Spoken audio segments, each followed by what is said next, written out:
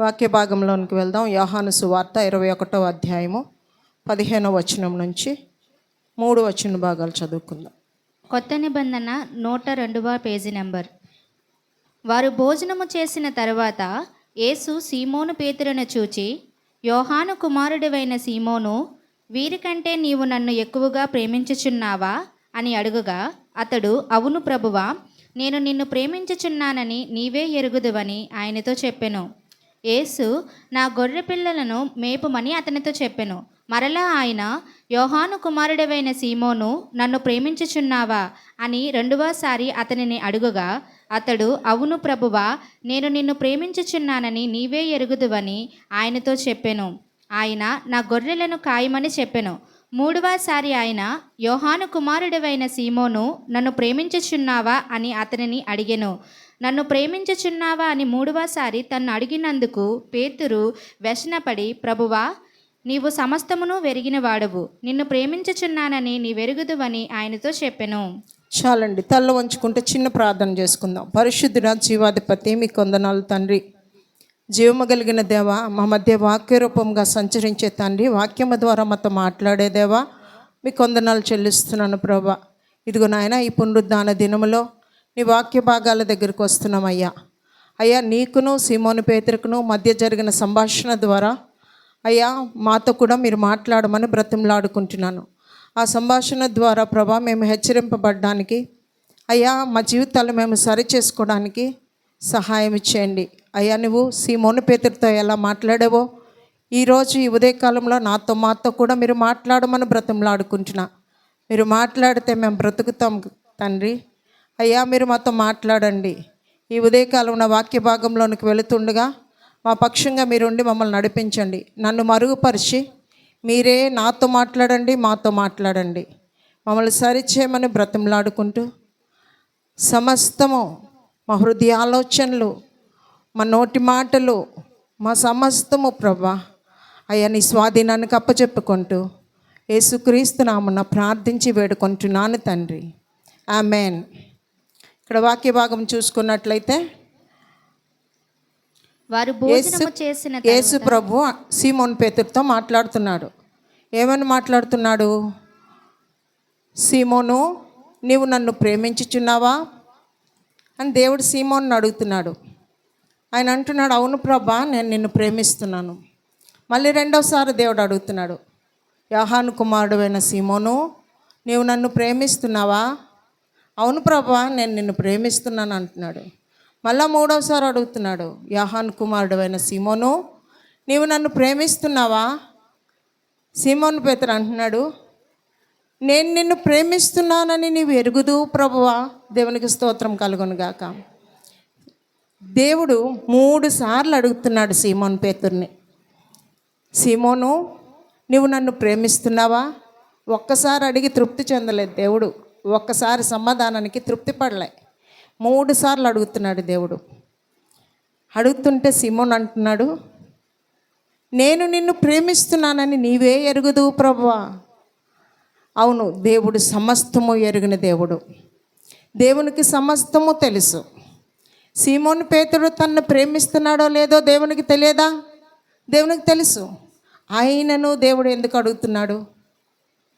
మరి 3 సార్లు అడిగాడు దేవుడు. ఎందుకు అడుగుతున్నాడు దేవుడు? సీమోను పేతురు నోటి వెంబడి సమాధానం వినాలని దేవుడు ఆశపడుతున్నాడు. మన సమస్తము దేవునికి తెలుసు. ఆకాశము నుండి వంగి నరులను పరిశీలించే దేవుడు, మన హృదయంలో ఆలోచన పుట్టక మునిపే ఎరిగిన దేవుడు. మనం ఆయన్ని ప్రేమిస్తున్నామా లేదా ఆయన ఎరగడా? మన పరిస్థితి ఆయనకి తెలియదా? మనమేంటో ఆయనకి తెలియదా? ఆయన ఎందుకు అడుగుతున్నాడు మనల్ని? ఆది కాండంలో ఆదామును అడుగుతున్నాడు, ఆదామా నువ్వెక్కడా? ఆదాము ఎక్కడ దాక్కున్నాడో దేవునికి తెలియదా? ఆదాము ఎక్కడ దాక్కున్నాడో దేవునికి తెలియదా? తెలుసు దేవునికి. దేవుని కళ్ళ ముందు నుంచి ఏది కూడా తప్పించబడదు, ఏది దాచిపెట్టబడదు, ఏది దాయలేము మనము. ఆయన ఆదాము ఎక్కడున్నాడో తెలుసు. ఆయన అడుగుతున్నాడు, ఆదామా ఎక్కడున్నావు? దేవుడు మనకి నోరిచ్చాడండి. నోరిచ్చాడు కాబట్టి మన నోటి వెంట మాటలు వినాలని ఆయన ఆశపడుతున్నాడు. నోరిచ్చాడు కాబట్టి మనల్ని అడుగుతున్నాడు దేవుడు. ఒకవేళ మనకి నోరివ్వకపోతే దేవుడు మనల్ని మూగవారిగా సృష్టిస్తే దేవుడు జంతువులు పశుపక్షాదుల్లాగా మనల్ని సృష్టించి ఉంటే దేవుడు మనల్ని ప్రశ్నించకపోనేమో, అడగకపోనేమో. కానీ దేవుడు మనకి నోరిచ్చాడు కాబట్టి ఈ ఉదయకాలం అడుగుతున్నాడు, సీమోను పేతురు నీవు నన్ను ప్రేమిస్తున్నావా? ఆ రోజు సీమోను అడిగాడు దేవుడు. ఈ ఉదయకాలంలో ఈరోజు నన్ను దేవుడు అడుగుతున్నాడు. సీమోను ప్లేస్లో, ఆ పేరు ఉన్న ప్లేస్లో నీ పేరు నా పేరు పెట్టుకుంటే ఈవేళ దేవుడు నన్ను అడుగుతున్నాడు, నీవు నన్ను ప్రేమిస్తున్నావా? సీమోను అయితే చక్కని సమాధానం చెప్పాడు, ప్రభువా నేను నిన్ను ప్రేమిస్తున్నాను, నేను నిన్ను ప్రేమిస్తున్నానని నీవు ఎరుగుదువు ప్రభువా. చక్కనైన సమాధానం చెప్పాడు. ఈరోజు నేను ఆ సమాధానం దేవుని దగ్గర చెప్పగలమా? అవునయ్యా నేను మిమ్మల్ని ప్రేమిస్తున్నానయ్యా, నువ్వే ఎరుగుదువయ్యా నేను ప్రేమిస్తున్నానని అనే సమాధానం మన దగ్గర ఉందా? సీమోను అయితే చక్కని సమాధానం చెప్పాడు. సీమోను పేతురుని దేవుడు అడుగుతున్నాడు, 3 సార్లు అడిగాడు. ఎందుకు అడిగాడు దేవుడు? దేవుడు మనల్ని ఎంతగానో ప్రేమిస్తున్నాడు. నరమాతులమైన మనల్ని దేవుడు ఎంతో ప్రేమిస్తున్నాడు. దేవుడు లోకమును ఎంతో ప్రేమించినని వాక్య భాగం తెలియజేస్తుంది. అందుకే ఆయన తన ప్రియకుమారుని దాచిపెట్టుకోకుండా మన కోసం ఈ లోకానికి పంపించాడు. దేవునికి స్తోత్రం కలుగునుగాక. దేవుడు మనల్ని ఎంతో ప్రేమించాడు. దేవుడు మనల్ని ప్రేమిస్తున్నాడు అనడానికి దేవుని దగ్గర రుజువులు ఉన్నాయి. దేవుడు మనల్ని ప్రేమిస్తున్నాడు అనడానికి దేవుని దగ్గర రుజువులు ఉన్నాయి. మరి నేను కూడా దేవా నిన్ను ప్రేమిస్తున్నానయ్యా అనడానికి మన దగ్గర చూపించే రుజువులేవి? మన దగ్గర చూపించే రుజువులేవి? దేవుడు మనల్ని ప్రేమిస్తున్నాను అనడానికి దేవుని వైపు నుంచి ఆయన దగ్గర ఎన్నో ఆధారాలు ఉన్నాయి, ఎన్నో రుజువులు ఉన్నాయి. ఆయన తండ్రి అయిన దేవుడు తన ప్రియకుమారుని దాచిపెట్టుకొనకుండా నీ కోసం నా కోసం భూమి మీదకు పంపించాడు. యేసు ప్రభువు పరలోక రాజ్యాన్ని విడిచిపెట్టకూడని భాగ్యముగా ఎంచుకొనక నీ కోసం నా కోసం నరావతారుగా భూమి మీదకి వచ్చాడు. అసలు పరలోక రాజ్యాన్నట ఎవరు విడిచిపెట్టుకోరట. దానిలోనికి వెళ్తే తిరిగి రావడానికి, కిందకి రావడానికి ఎవరు ఇష్టపడరట. పరలోక రాజ్యంలో ఒకసారి ప్రవేశించిన తర్వాత భూమి మీదకి రావడానికి అక్కడున్న ఆత్మలు అసలు ఇష్టపడవట. ఎందుకంటే భూమి మీద ఉన్న దరిద్రం, భూమి మీద ఉన్న పాపం, భూమి మీద ఉన్నదంతా చూచి, ఈ చీకటి, ఇక్కడ క్రియలు, ఇక్కడున్న దరిద్రం అంతా చూచి ఇక్కడికి రావడానికి అస్సలు ఇష్టపడరట పరలోకంలో చేరిన ఆత్మలు. ఒకసారి ఒక అమ్మాయి చనిపోయి పరలోకం వెళ్ళిపోయిందంట. వెళ్ళిపోయి ప్రభు దగ్గరికి వెళ్ళిపోయింది. భూమి మీద డిజెఎస్ దినకరణ గారు ఆ అమ్మాయి కోసం ప్రార్థన చేస్తున్నారట. ప్రభు ఆ అమ్మాయిని బ్రతికించు, ప్రాణం ఇవ్వు, బ్రతికించు ప్రభు అని ఇక్కడ ఆయన దైవజనుడు మొరపెట్టుకుంటున్నాడు. యేసు ప్రభు అన్నారట ఆ అమ్మాయితో, అమ్మా నువ్వు మరలా భూమి మీదకి వెళ్ళాలి. ఆ అమ్మాయి అందట నేను వెళ్ళను ప్రభు, నేను వెళ్ళను ప్రభు. ఎందుకంటే ఈ భూలోకంలో ఉన్న దరిద్రత పరలోకంలో ఉండదు. ఇక్కడున్న పాపము, ఇక్కడున్న ద్వేషము, ఇక్కడున్న కపటము, ఇక్కడున్న చీకటి పరలోక రాజ్యంలో ఉండవు. పరలోకంలో ఉన్న ప్రశాంతత, అక్కడున్న వెలుగు, అక్కడున్న ప్రశాంతత, అక్కడున్న భక్తి, అక్కడున్న భావము, అక్కడున్న యేసు ప్రభు, అక్కడున్న సమస్తము భూమి మీద దొరకవు. కాబట్టి ఆ అమ్మాయి నేను వెళ్ళను ప్రభా భూమి మీదకి. అమ్మా నా బిడ్డ మొర్ర పెడుతున్నాడమ్మా, నీ గురించి నా బిడ్డ మొర్ర పెడుతున్నాడు, నువ్వు వెళ్ళాలమ్మా అని చెప్పి పంపించారట. ఇంకో బుక్లో కూడా నేను చదివాను, పరలోక రాజ్యంలో ప్రవేశించిన ఆత్మలు భూమి మీదకి రావడానికి, అంటే వచ్చి చూసి వెళ్ళడానికి వాళ్ళకి పర్మిషన్ ఉంటుంది, కానీ రావడానికి ఇష్టపడరట. అలాంటి పరలోక రాజ్యాన్ని విడిచిపెట్టకూడని భాగ్యమే అది. కానీ యేసు ప్రభు అలా అనుకోకుండా దాన్ని విడిచిపెట్టి నీ కోసం నా కోసం నరావతారుగా భూమి మీదకి వచ్చాడు. చూసారా, ఆయన ప్రేమను మన ఎడల వెల్లడిపరుస్తున్నాడు. ఆయన మనల్ని ప్రేమిస్తున్నాడు అనడానికి ఆయన దగ్గర ఉన్న ఆధారం అది. భూమి మీదకి వచ్చిన దేవుడు ఎంతోమందిని స్వస్థపరిచాడు, ఎంతోమందిని పలకరించాడు, ఎంతోమంది చనిపోయిన వారిని లేపాడు, ఎన్నో అద్భుతాలు చేశాడు దేవుడు, ఎన్నో ఆశ్చర్యకార్యాలు చేశాడు. ఆయన నీ కోసం నా కోసం చివరిగా తన ప్రాణాన్నే అర్పించాడు. తన ప్రాణాన్నే అర్పించాడు. సిలువలో ఆయన పొందిన మరణ వేదన చూస్తే ఆయన నిన్ను నన్ను ఎంతగా ప్రేమిస్తున్నాడో మనకు అర్థమవుతుంది.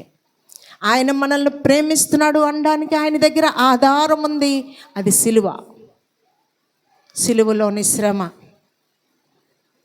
ఆయన సిలువలో మరణ బాధ పడుతూ ఉంటే నీవు దేవుడు అయితే దిగిరా అని అపహసించిన వారు ఉన్నారు. ఆ టైంలో దేవుడు దిగొస్తే నీ పరిస్థితి నా పరిస్థితి ఎలాగున్నావు?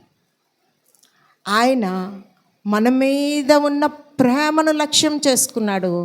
ఆయన తలంపుల్లో నిన్ను నన్ను పెట్టుకున్నాడు.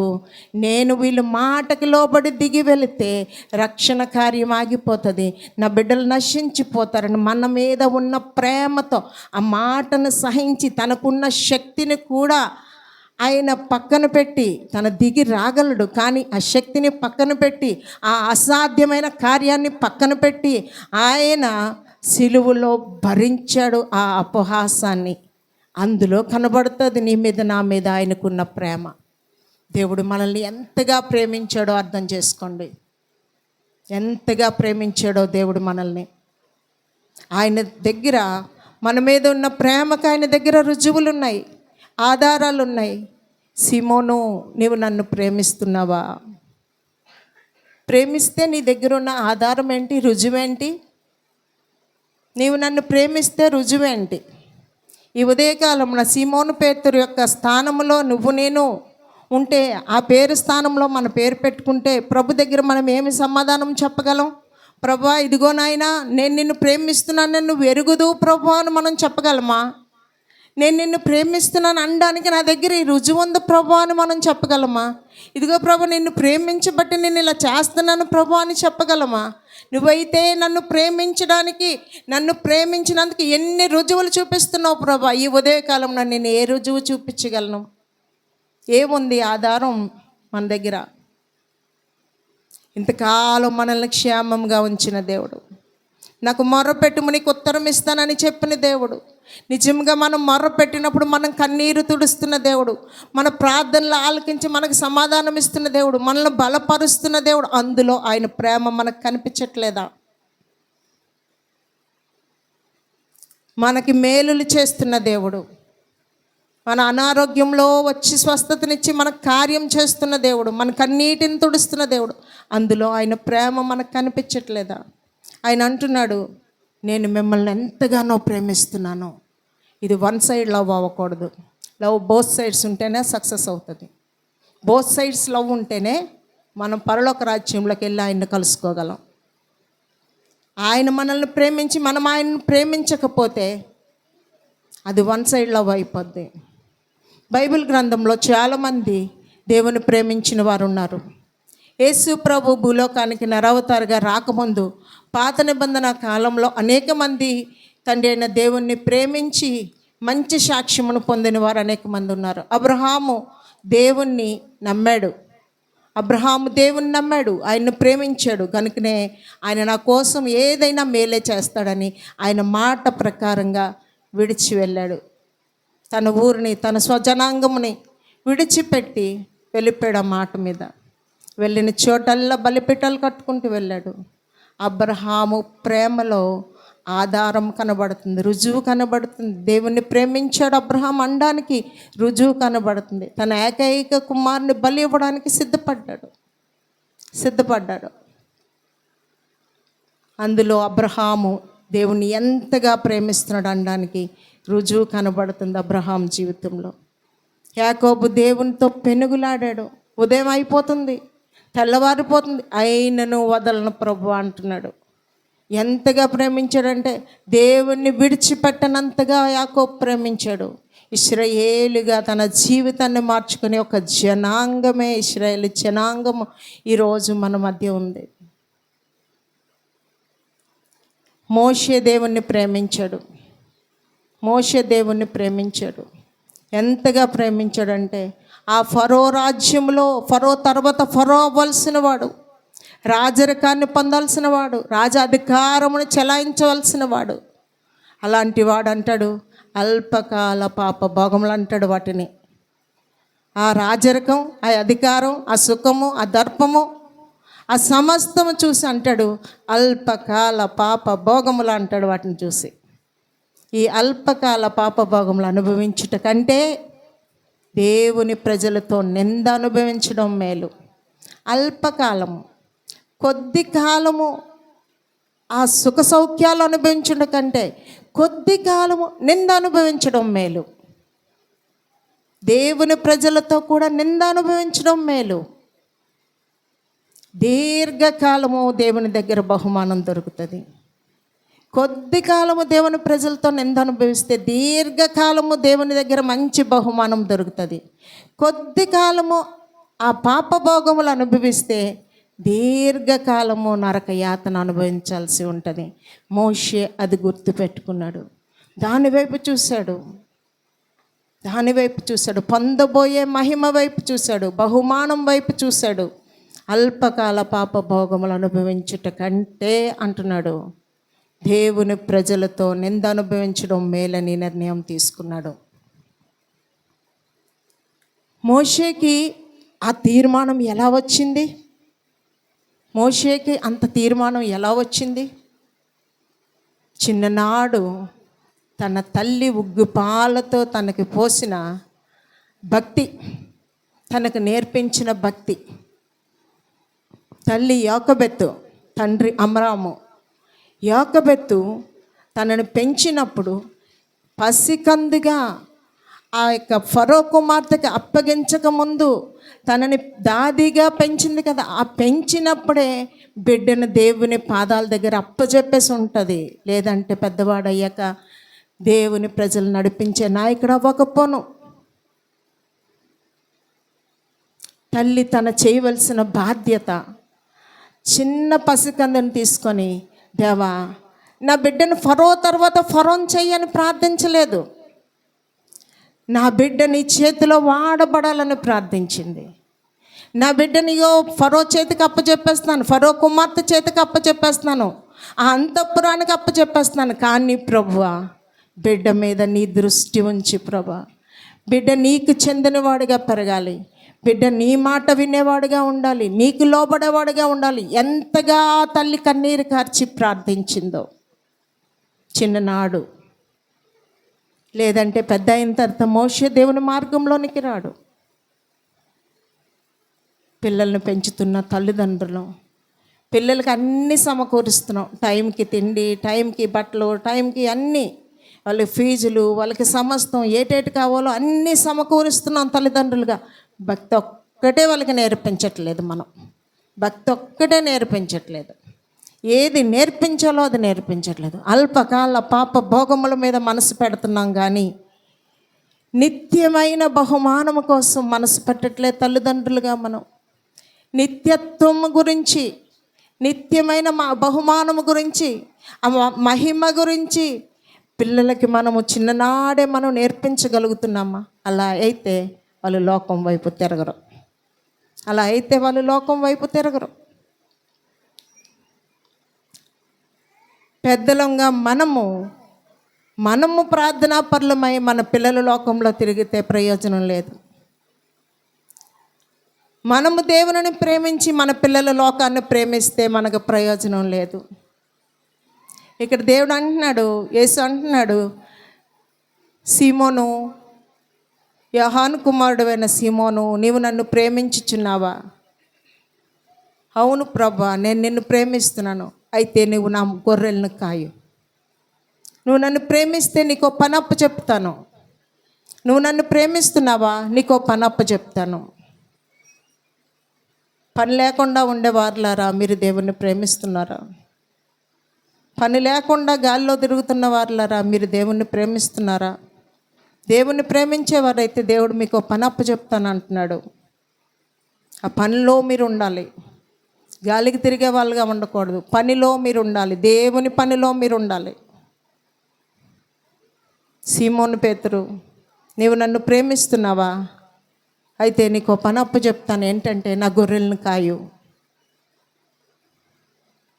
ఈ ఉదయకాలంన దేవుణ్ణి మనం ప్రేమిస్తున్నామా?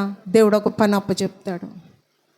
పెద్దలమైన మనం దేవుణ్ణి ప్రేమించి మన పిల్లల లోకాన్ని ప్రేమిస్తే సుఖం లేదు. మనం వెళ్ళి సువార్తను మోసుకుని వెళ్ళి దేవుని పనిలో ఉండి మనం సువార్త చెప్తూ ఉంటే వాళ్ళు అంటారు, మీ పిల్లలు ఎలాగ ఉన్నారు, ఇంక మీరు మాకే చెప్తారు, ముందెళ్ళి మీ పిల్లలకి చెప్పుకోండి అంటారు. సేవకులకి, సువార్తకులకి ప్రశ్నలు ఎదురవుతాయి సమాజం నుంచి. మీరు సరిగా ఉంటే కుదరదు, మీ కుటుంబం అంతా సరిగా ఉండాలి. మీ పెంపకంలో పెరిగిన మీ పిల్లలు సరిగా ఉండాలి.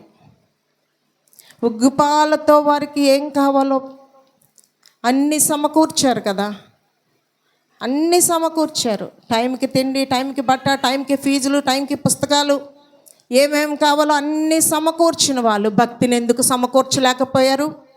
దగ్గర కూర్చోబెట్టుకొని ప్రార్థన ఎందుకు చేయించలేకపోయారు? ఈరోజు మీరు ప్రార్థన చేయించకపోతే నీ బిడ్డలు లోకంలో తిరగరా? నువ్వు చిన్ననాడే నీ బిడ్డలు నీ దగ్గర కూర్చోబెట్టుకొని దేవుని గురించి చెప్పి నువ్వు ప్రార్థనలో నడిపించి నువ్వు ప్రార్థన వాళ్ళకి నేర్పించి ఉంటే ఈరోజు వాళ్ళు లోకంలోనికి వెళ్ళిన యేసుని కలిగి ఉంటారు. లోకంలో తిరుగుతున్న ప్రార్థిస్తూ తిరుగుతూ ఉంటారు. వాళ్ళు ఎదురవుతున్న శోధనల్లో దేవుని మీద ఆధారపడి ఎలాగ జయించాలని ప్రార్థన మీద ఆధారపడి వాళ్ళు తిరుగుతారు. బయట గాలికి తిరగరు. మన పిల్లల పెంపకం సరి లేకపోతే అది తల్లిదండ్రులదే లోపం. ఆ రోజు యాకోబు తన కుమారుణ్ణి దేవుని యొక్క పాదముల దగ్గర పెంచుండకపోతే, సమర్పించి ఉండకపోతే ఆ ఇశ్రాయేలు జనాంగాన్ని ఎవరు నడిపించుకొస్తారు? అంతమంది ఇశ్రాయేలు జనాంగాన్ని నడిపించడానికి మోషేని దేవుడు ఎన్నుకున్నాడు. తల్లి సమర్పణ. నీ బిడ్డను ప్రభు పాదాల దగ్గర పెంచుతున్నావా? మా అమ్మమ్మ గారు తన సంతానంలో ఆఖరి అబ్బాయిని దేవునికి సమర్పణ చేసుకున్నారు. ఎందుకంటే తనకన్నా ముందు పుట్టిన అబ్బాయి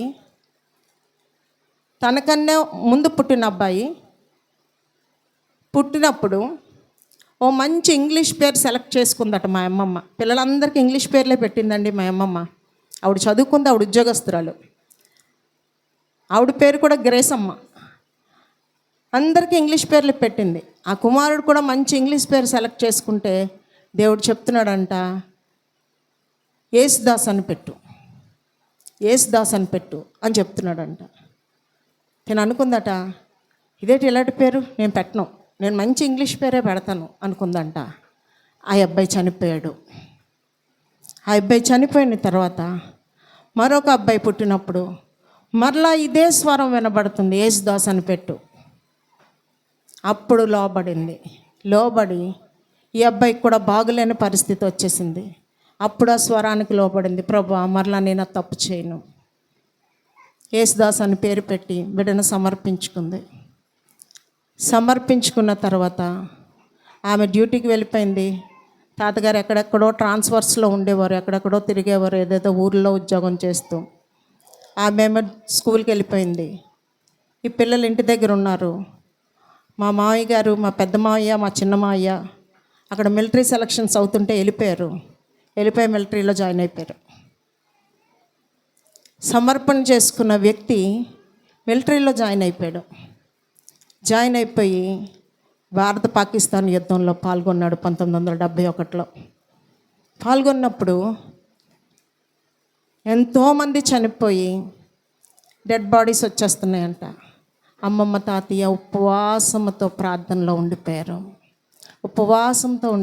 దేవుని దయ వల్ల ఆయన బ్రతికే ఉండి వచ్చాడు. తర్వాత దేవుడు చివరికి తనను పట్టుకున్నారు.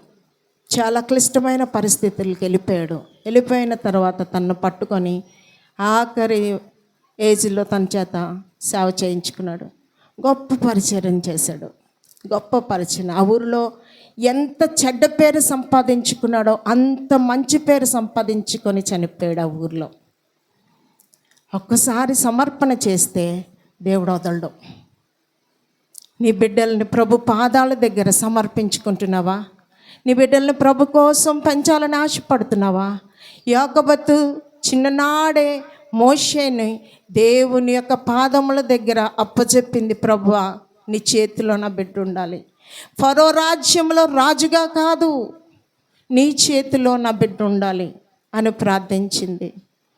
ఫరో తర్వాత రాజు అవ్వాల్సిన వాడు, ఐగుప్తు దేశాన్ని ఏలవలసిన వాడు, అల్పకాల పాప భోగములు అనుభవించుట కంటే వాటిని అల్పకాల పాప భోగములని చెప్పి వాటిని ఎంచుకున్నాడు. ఎంచుకొని దేవుని ప్రజలతో ఉండి ఈ అల్పకాలంలో నింద అనుభవిస్తే యుగ యుగంలో మహిమ కిరీటం ఉంటుంది అక్కడ అని గుర్తు చేసుకున్నాడు. దానివైపు మహిమ బహుమానం వైపు చూశాడు. దేవుని ప్రజలతో కలిసి నడిచాడు. దేవునిని ఎంతగా ప్రేమించాడో అర్థం చేసుకోండి. ఈరోజు మనము దేవునిని ప్రేమిస్తున్నామా? సీమోను, నీవు నన్ను ప్రేమిస్తున్నావా? అవును ప్రభువా, నీవే ఎరుగుదువు మనం చెప్పగలమా? మోషే ప్రేమించాడు అనడానికి మోషే దగ్గర రుజువు ఉంది. దావీదు దేవుణ్ణి ప్రేమించాడు.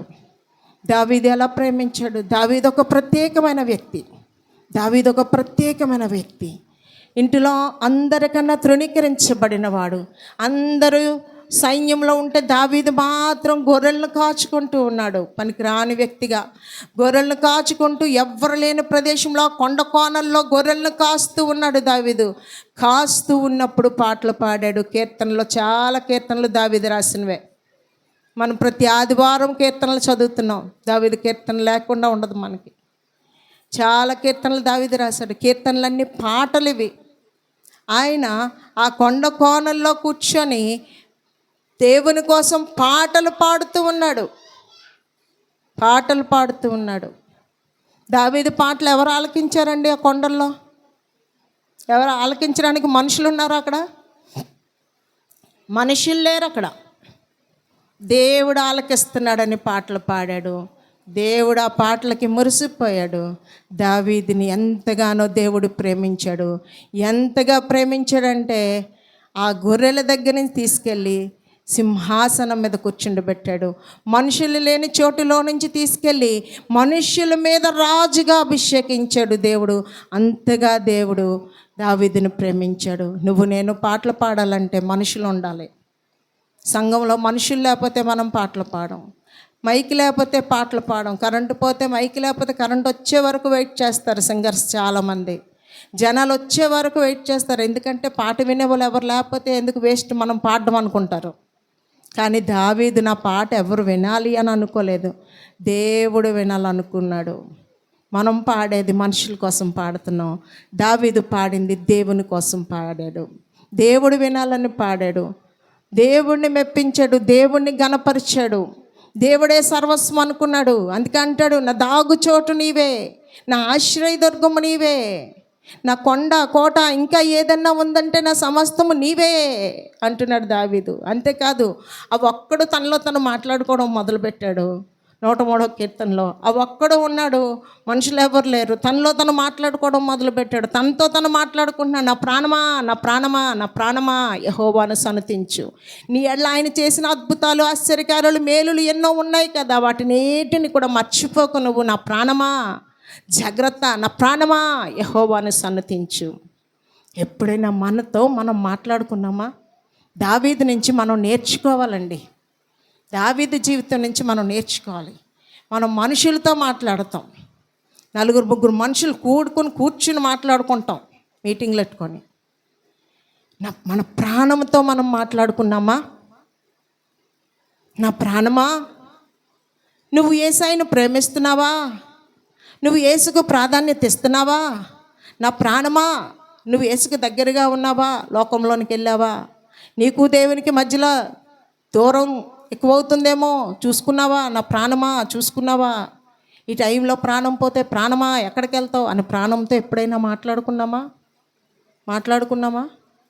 మనుషులందరూ ఉంటే అందరితోటి ముచ్చట్లు వేసుకోవడం మనకు అలవాటు. మనుషులందరూ మనం వెళ్ళిపోయేటప్పుడు, ప్రాణం పోయేటప్పుడు మనం ఒక్కరమే అది అనుభవించాలి, కానీ ఎవరు మనతో పాటు తోడుండరు. ప్రాణం పోయే పరిస్థితి ఎలాగుంటుందో అని చాలాసార్లు నేను ఆలోచిస్తాను. నా ప్రాణాన్ని వదిలేటప్పుడు నా పరిస్థితి ఏంటి, నా ఆలోచనలు ఏంటి, నా ఫీలింగ్స్ ఎలాగుంటాయి అని ఆలోచిస్తూ ఉంటాను. ప్రాణం పోయేటప్పుడు ఎవరు తోడుండరు, మనకి తోడు రారు ఎవరని. నా ప్రాణమా అని చెప్పి ప్రాణాన్ని హెచ్చరించుకునే రోజులు మనకున్నాయా?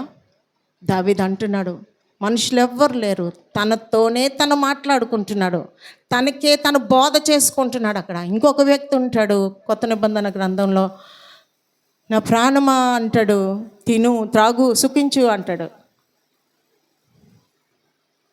నా ప్రాణముతో మాట్లాడుకున్న వ్యక్తులు. ఆయన అలా మాట్లాడాడు, ఈయన ఇలా మాట్లాడాడు. మనం ఎలాగ మాట్లాడుతున్నాం? దేవుడు అడుగుతున్నాడు ఈరోజు, సీమోను నీవు నన్ను ప్రేమిస్తున్నావా? అవును ప్రభువా, నీవే ఎరుగుదు నిన్ను ప్రేమిస్తున్నానని మనం చెప్పగలమా?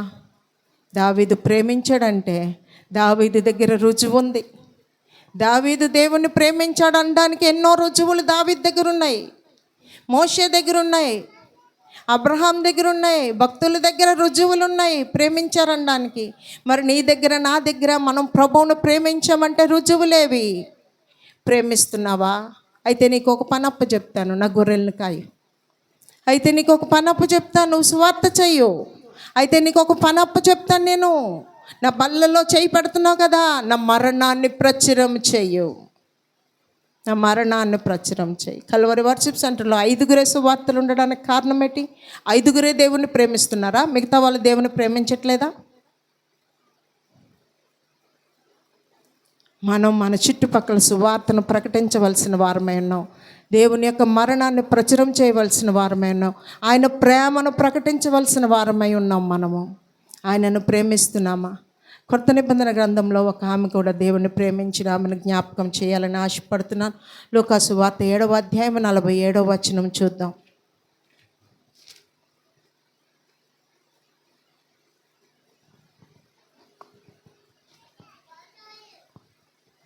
ఆమె విస్తారముగా ప్రేమించను గనుక ఆమె విస్తార పాపములు క్షమింపబడినని నీతో చెప్పుచున్నాను. ఇక్కడ పాపాత్మురాలైన స్త్రీ, ఆమె విస్తార పాపములు క్షమించబడినవి. ఇంకా ముందుకు చదివినట్లయితే ఆమె తన కన్నీటితో ఆయన పాదములను కడిగిందంట, తన తల వెంట్రుకలతో ఆయన పాదములు తుడిచిందట, అత్తరు తీసుకుని వచ్చి ఆయన మీద అభిషేకించిందంట. అయితే ఈ సన్నివేశం మనం చాలా ఈజీగా మనం చెప్పేసుకుంటాం కానండి, ఆ సన్నివేశంలోనికి మనం వెళ్ళి చూస్తే, అక్కడున్న పరిస్థితిలోనికి మనం ఒకసారి వెళ్తే, అక్కడ యేసు ప్రభు ఆ ఇంటిలోనికి వచ్చిన తర్వాత యేసు ప్రభుతో పాటు శిష్యులు కూడా ఉంటారు కదా. శిష్యులు ఉన్నారు, ఆ ఇంటి వారు ఉన్నారు. వారందరూ హడావుడిగా యేసే వచ్చాడంటే హడావుడిగా తిరుగుతున్న వాళ్ళు, పరిస్థితులు చక్కబెడుతున్న వాళ్ళు, అన్నీ సమకూరుస్తున్న వాళ్ళు ఉంటారు. ఆయన దగ్గర ప్రార్థన చేయించుకోవడానికి వచ్చిన వాళ్ళు ఉంటారు, సమస్యలు చెప్పుకోవడానికి వచ్చిన వాళ్ళు ఉంటారు, ఎంతోమంది ఉంటారు. ఈమెకి మాత్రం వీళ్ళెవ్వరు కనిపించట్లేదు. ఈమెకేం కనిపిస్తుంది? యేసయ్యను ప్రసన్నం చేసుకోవాలనే ఆశ తప్ప ఈమె కనుదృష్టి వారి మీద పెట్టలేదు. ఈమె దృష్టి అక్కడున్న మనుషుల మీద పెట్టలేదు. ఆమె మనస్సు యేసు ప్రభు మీద నిలబెట్టింది. ఆమె కన్నీటితో పాదములు కడగడం మొదలుపెట్టింది. ఆమె విస్తారమైన పాపములు చేసినదంట. ఆ పాపముల నిమిత్తము ఆమె హృదయంలో కలిగిన పశ్చాత్తాపం ఆమె కళ్ళలో నుంచి కన్నీరు ధారలుగా ప్రవహిస్తూ ఉంటే ఆయన కాళ్ళను కడుగుతుంది, తన తల వెంట్రుకలతో పాదాలని తుడుస్తుంది, అత్తరు పోసి అభిషేకించింది. యేసు ప్రభు అంటున్నాడు, ఆమె నన్ను ఎంతగా ప్రేమించిందో, ఆమె విస్తారమైన పాపములు క్షమించబడ్డాయి. దేవునికి స్తోత్రం కలుగునుగాక.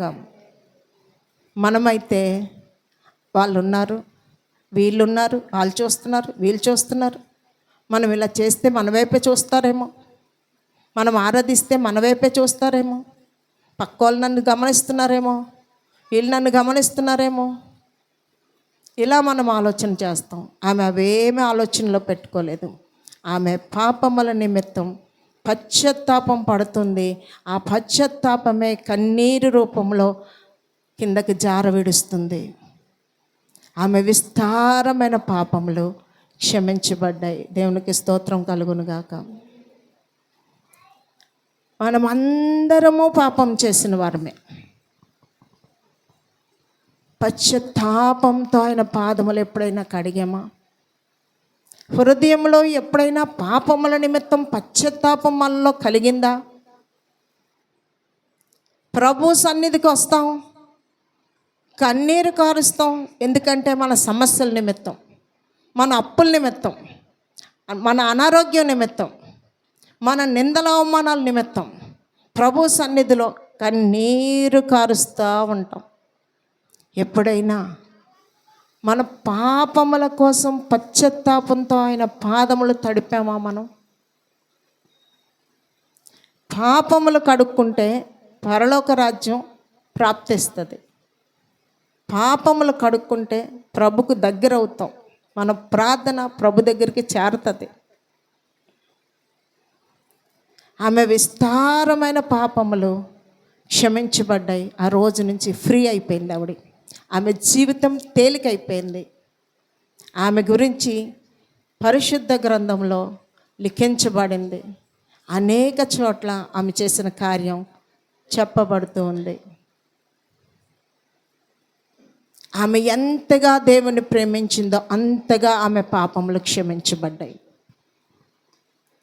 సీమోను, నీవు నన్ను ప్రేమిస్తున్నావా? ఈ ఉదయకాలమున మనము దేవుణ్ణి ప్రేమిస్తున్నామా? మన దగ్గర రుజువులేంటి? అసలు ఎందుకు మనము దేవుణ్ణి ప్రేమించాలి? మనం ఎందుకు దేవుణ్ణి ప్రేమించాలి?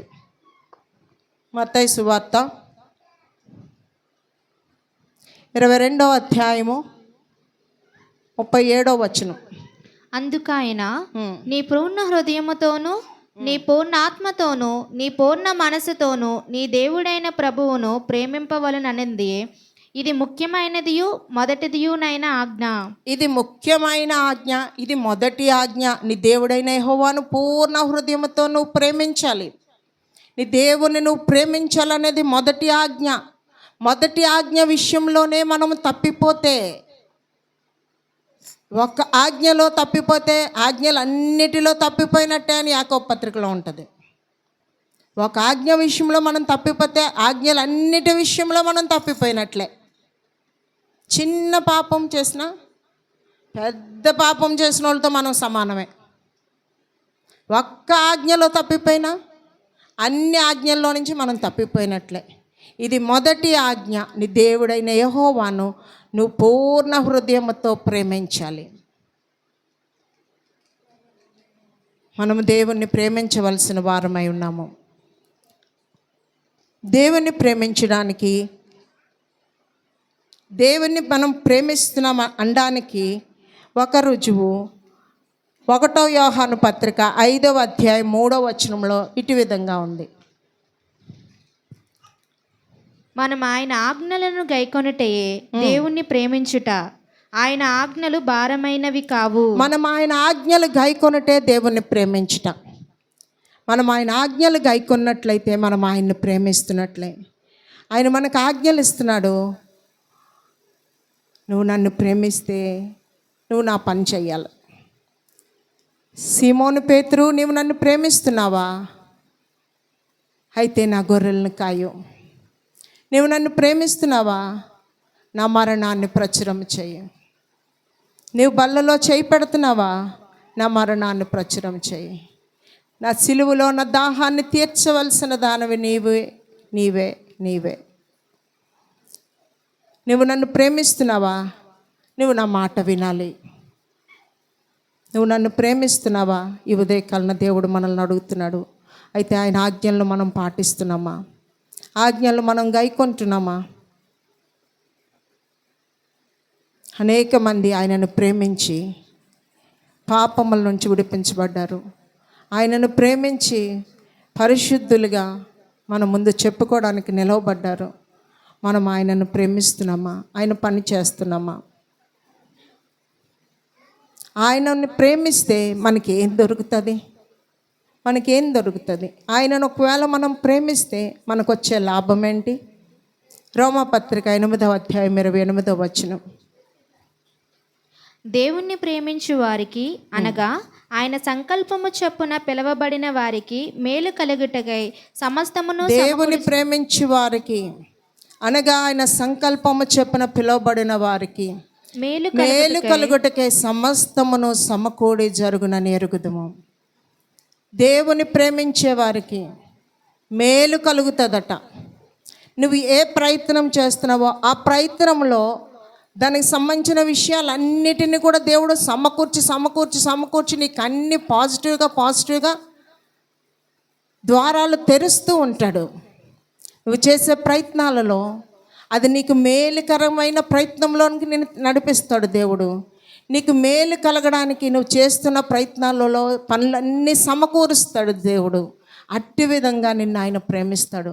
నువ్వు ఒకవేళ ఆయన ప్రేమించినట్లయితే నీకు మేలు దొరుకుతుంది. ఇంకా సామెతల గ్రంథం 8వ అధ్యాయము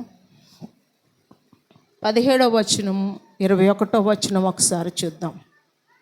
నన్ను ప్రేమించు వారిని నేను ప్రేమించుచున్నాను, నన్ను ప్రేమించు వారిని నేను ప్రేమించుచున్నాను. నన్ను జాగ్రత్తగా వెతుకువారు నన్ను కనుగొనెదరు. నన్ను ప్రేమించు వారిని నేను ప్రేమిస్తాను అంటున్నాడు దేవుడు.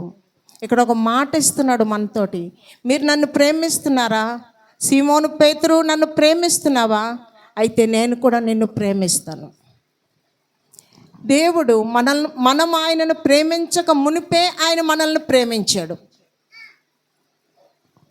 మనం ఆయనను ప్రేమించక మునిపే, మనము పాపంలో ఉండినప్పుడే, మనము నాశనానికి చేరువలో ఉండినప్పుడే ఆయన మనల్ని ప్రేమించాడు.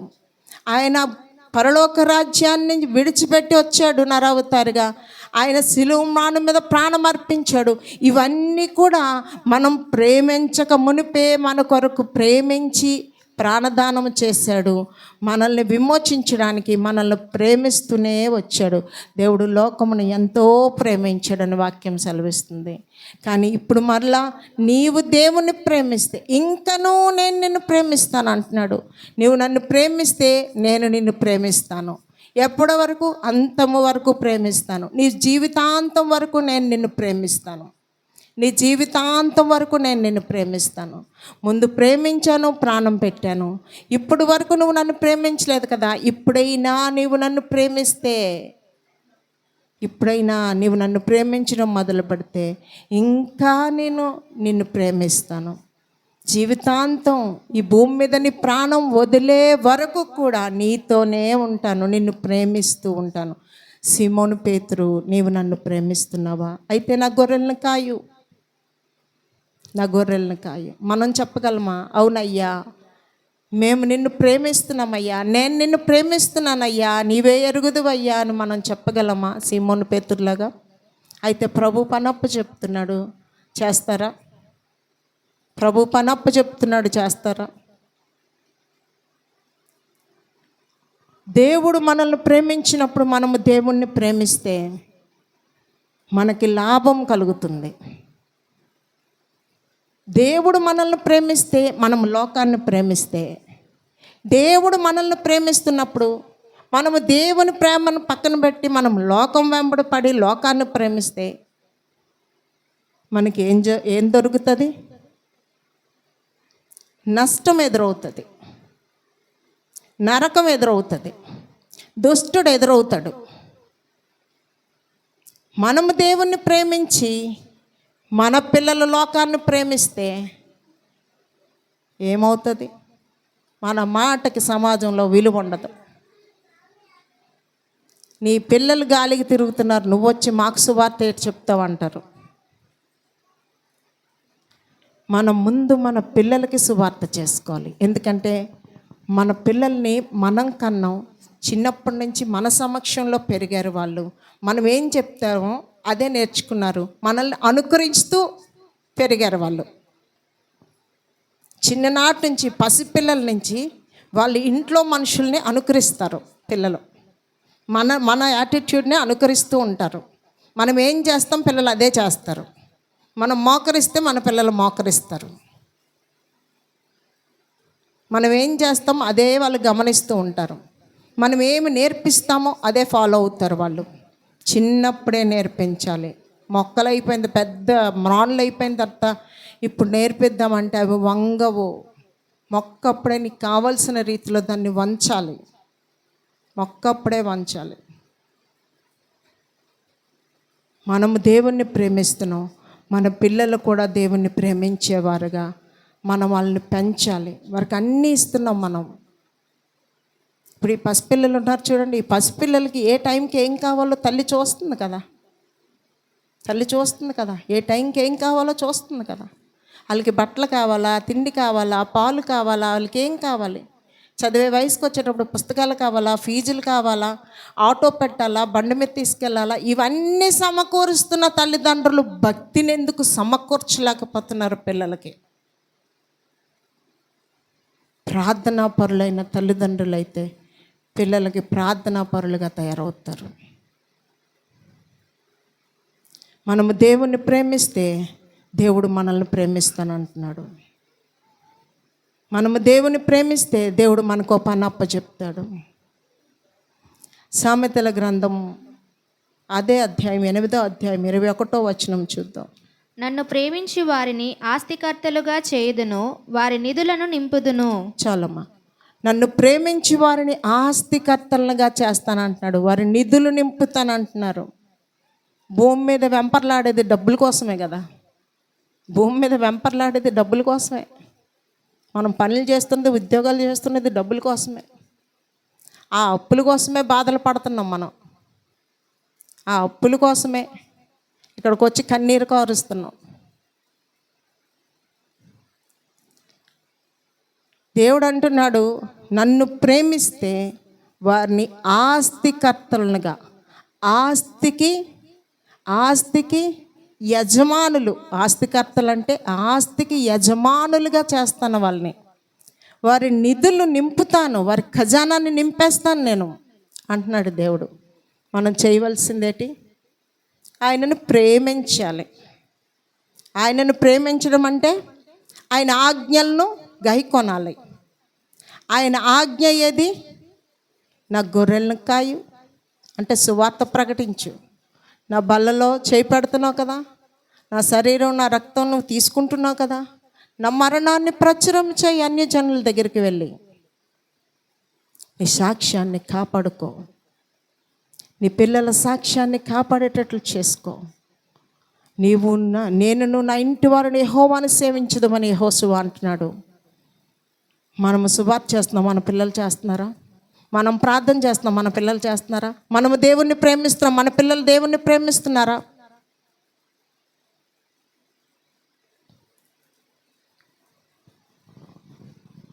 దేవుడు మనల్ని ప్రేమిస్తే ఆయనకున్న కష్టాలన్నీ ఆయన తెలుసు.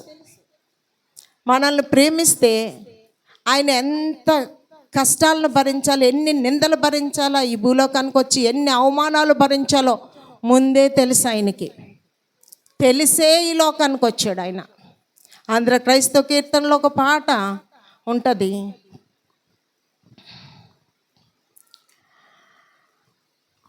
నన్ను ప్రేమించడానికి నీకున్న కష్టములన్నీ నీవు ముందే నీకు తెలుసు, అయినా సరే నన్ను ప్రేమించావు. ఆ ప్రేమలో ఆ చిత్రమేటో ప్రభువా, నీ ప్రేమలో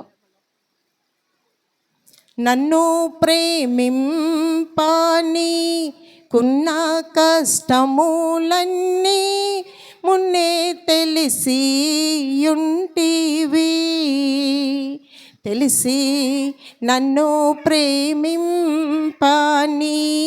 కున్న కారణమేమో ఎన్నా తెలియదు చిత్రము. నన్ను ప్రేమించడానికి నీకున్న కారణమేటో నాకు తెలియట్లేదయ్యా, అది చిత్రంగా ఉందయ్యా. నన్ను ప్రేమిస్తే నీకు కష్టంలో వస్తాయని తెలిసి కూడా నన్ను ప్రేమించావు. ఆ ప్రేమను అర్థం చేసుకోలేకపోతున్నాను. ఆ ప్రేమలో ఆ చిత్రమేటో నాకు అర్థం అవ్వట్లేదు. ప్రభా, ఎలా ప్రేమించావు అయ్యా నన్ను?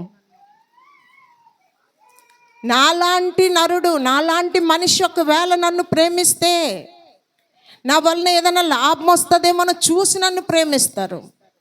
కానీ నువ్వు పుణ్యాత్ముడివి, పరమాత్ముడివి, నువ్వు దైవ సంభూతుడివి, నీవు నన్ను ప్రేమిస్తే నా వల్ల నీకు కలిగేది ఏముంది ప్రభువా? మరి ఎందుకయ్యా నన్ను ప్రేమించావు? నా వంటి నరుడొకడు నన్ను ప్రేమించిన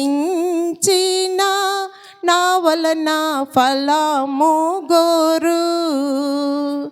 ఆహా, నీ వంటి పుణ్యునికి నా వంటి పాపితో కేవలం బేమీ లేక యేసు నన్ను ప్రేమించినావా, పాపినైనా నన్ను ప్రేమించినావా.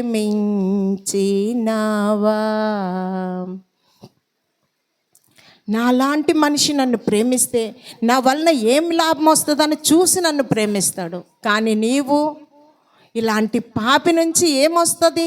ఏమీ రాదు, కేవలం ఏమీ లేదు. అయినప్పటికీ నీవు నన్ను ప్రేమించావు ప్రభువా. నీ ప్రేమ ఎంత చిత్రమైనది, ఎంత ఉన్నతమైనది. నా ఊహకు అందనిది నీ ప్రేమ, నేను వెలకట్టలేనిది నీ ప్రేమ. అంతగా నీవు నన్ను ప్రేమించావు.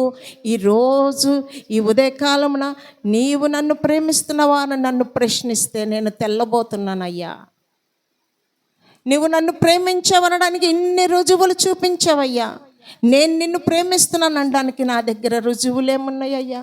ఈ రోజు నుంచి ప్రయత్నం చేస్తానయ్యా, ఈ రోజు నుంచి ప్రయత్నం చేస్తాను. నీ ఆజ్ఞలు పాటిస్తూ నిన్ను ప్రేమిస్తున్నాను అనడానికి ఒక రుజువును సంపాదించుకుంటాను. నీవిచ్చే మాట ప్రకారంగా నీ మరణాన్ని ప్రచురం చేస్తూ మరొక రుజువును సంపాదించుకుంటాను. నా ప్రాణముతో నేను బోధించుకుంటూ నీ దగ్గర విధేయతతో, వినయమతో, నీ వాక్యానుసారం బ్రతకాలనే ప్రాణానికి బోధించుకుంటూ నేను మరొక రుజువును సంపాదించుకుంటానయ్యా. ఒంటరిగా ఉన్నప్పుడు దావీదులాగా నీ కోసం నేను పాడుతూ మరొక రుజువును సంపాదించుకుంటానయ్యా.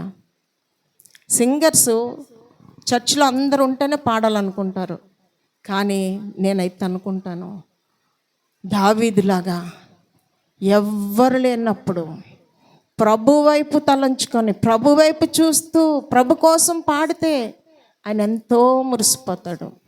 మనకు పాడడానికి చాలా ప్రదేశాలు ఉన్నాయి. స్త్రీలరా, మీరు వంటగదిలో పని చేసుకున్నప్పుడు పాడుకోవచ్చు, ప్రభు ఆలకిస్తాడు. మనుషులు ఎవరు ఆడియన్స్ ఉండరు, కానీ ప్రభు ఆలకిస్తాడు. నువ్వు ప్రయాణం చేస్తూ ఒంటరిగా బండి మీద వెళ్ళిపోతూ నువ్వు పాటలు పాడుకోవచ్చు, ఆడియన్స్ ఉండరు, ప్రభు ఉంటాడు, ప్రభు ఆలకిస్తాడు. నీ పాట ప్రభు వినాలా, ప్రజలు వినాలా? మరొక రుజువును మనము సంపాదించుకోవాలి. దేవుణ్ణి మనం ప్రేమిస్తున్నామనడానికి మన దగ్గర రుజువులు ఇప్పటి వరకు లేకపోతే ఇక మీదట సంపాదించుకోవడానికి ప్రయత్నం చేద్దాం.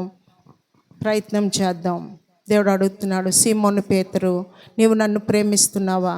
అవును ప్రభువా, నేను నిన్ను ప్రేమిస్తున్నానని నీవు ఎరుగుదు ప్రభువా. అయితే నా గొర్రెలను కాయు. తల్ల వంచండి, ప్రార్థన చేసుకుందాం.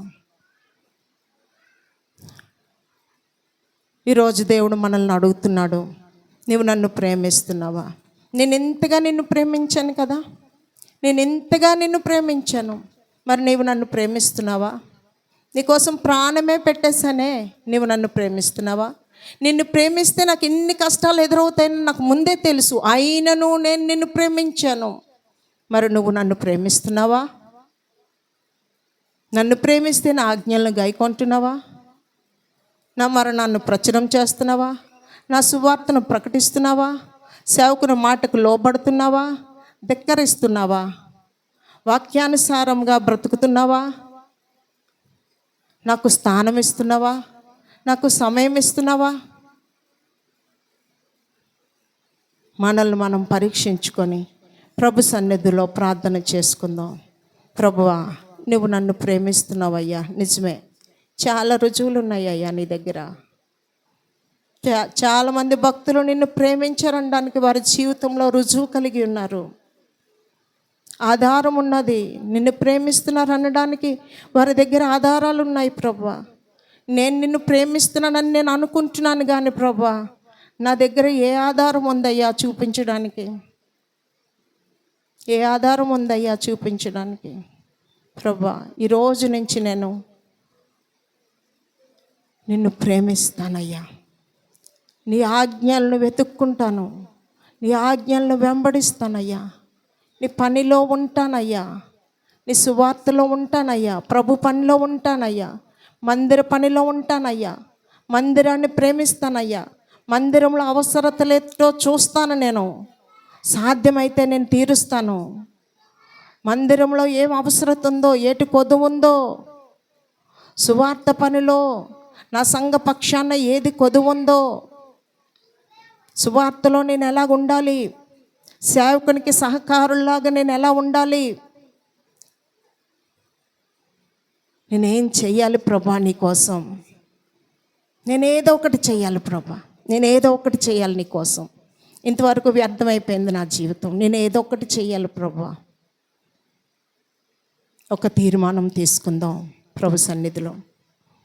పరిశుద్ధుడా, జీవాధిపతి, మీకు వందనాలు తండ్రి. జీవము కలిగిన దేవుడు, మా మధ్య వాక్య రూపముగా సంచరించే దేవుడు తండ్రి, మీకు వందనాలు. ఇదిగో నాయన, నువ్వు మమ్మల్ని ప్రేమించావు ప్రభా, ప్రేమించావు తండ్రి.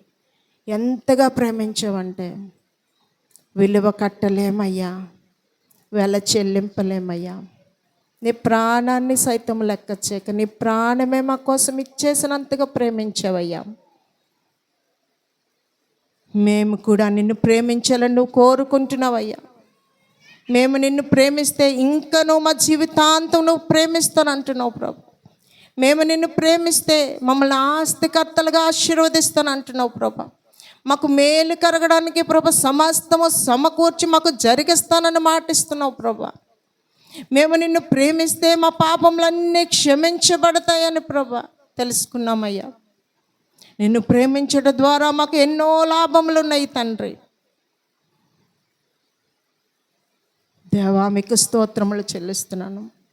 నిన్ను ప్రేమించేవారుగా మమ్మల్ని చేయమని బ్రతిమలాడుకుంటున్నాను తండ్రి. భక్తులు తమ జీవితంలో నిన్ను ప్రేమించి ఎలా నిలబడ్డారో మేము కూడా ప్రభా మా రోజులలో, మా దినాలలో, మా తరములో నిన్ను ప్రేమించేవారుగా ఉండి మా భారతదేశానికి మేము ఆశీర్వాదకరమైన జనాంగముగా మేము ఉండడానికి మమ్మల్ని లేవనెత్తమని బ్రతిమలాడుకున్నాం. మా పాపములన్నీ కొట్టివేసి, మా లోపములన్నీ కొట్టివేసి అయ్యా నిన్ను ప్రేమించేవారుగా మమ్మల్ని ఉంచమని వేడుకుంటున్నాను తండ్రి. నీ పని చేసేవారుగా మమ్మల్ని లేవనెత్తమని బ్రతిమలాడుకుంటున్నాను తండ్రి.